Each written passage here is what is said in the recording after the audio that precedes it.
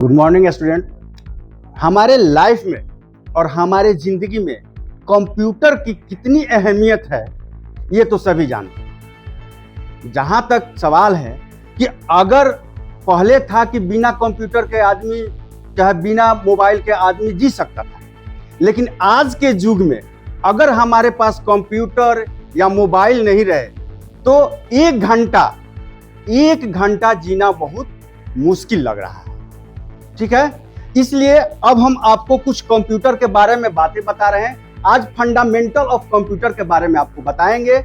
ठीक है, तो देखिए, सबसे पहले कंप्यूटर का शाब्दिक अर्थ होता है सी से कैलकुलेशन। कैलकुलेशन का मतलब होता है गणना। दूसरा है ऑपरेटिव का मतलब होता है कार्यकारी।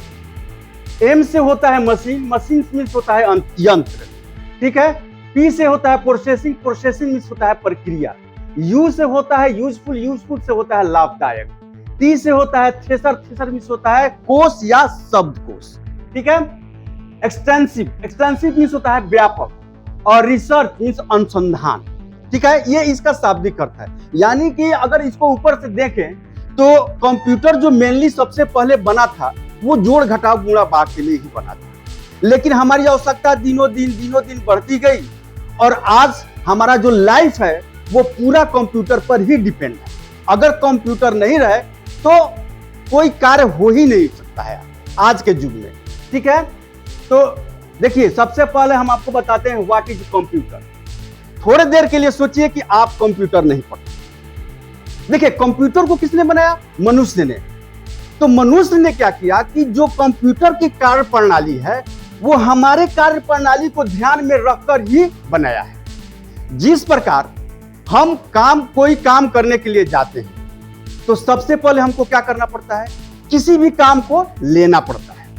काम लेने के बाद या तो काम वाले स्थान पर जाना पड़ता है या काम को स्टोर करना पड़ता है, जहां हमको रखना रहता है वहां पर रखते हैं। उसके बाद से उस कार्य को हम करते हैं और तब हम जाकर सामने वाले को रिजल्ट के रूप में देते हैं कि भैया आप ये काम दिए, आपको हमने ये रिजल्ट दे दिया।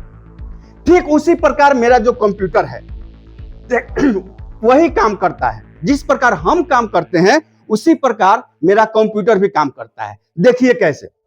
ठीक है, एक computer is electronic device. Electronic device इसलिए कहते हैं क्योंकि ये इलेक्ट्रिक से चलता है, इसीलिए इलेक्ट्रॉनिक डिवाइस है। ठीक है, तो कंप्यूटर एक electronic device capable of performing the following function, जो नीचे लिखे हुए फंक्शनों को करता है। क्या करता है? तो पहले देखिए, accept data and instructions from the user. यानी कि कंप्यूटर में दो ही काम होता है, या तो हम डाटा या इंस्ट्रक्शंस। डाटा हम कंप्यूटर के अंदर डालते हैं और इंस्ट्रक्शंस में निर्देश हम उसको देते हैं।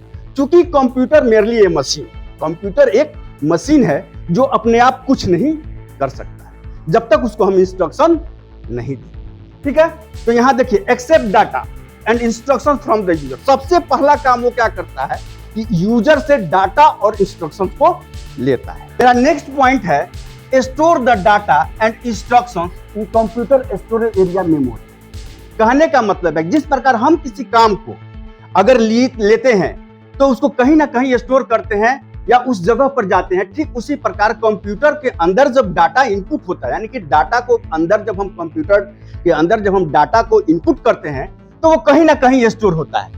वो स्टोर कहाँ होता है? स्टोरेज एरिया क्या है? मेमोरी। यानी कि कोई भी डेटा कंप्यूटर में कहाँ स्टोर होता है? मेमोरी में होता है। ठीक है, उसके बाद से gives output to the user. तब कंप्यूटर जो है वो प्रोसेसिंग करके, प्रक्रिया करके आउटपुट के रूप में रिजल्ट हमको देता है। यानी कि तीन काम हुआ, डाटा लेना, स्टोर करना और प्रक्रिया के बाद से रिजल्ट देना।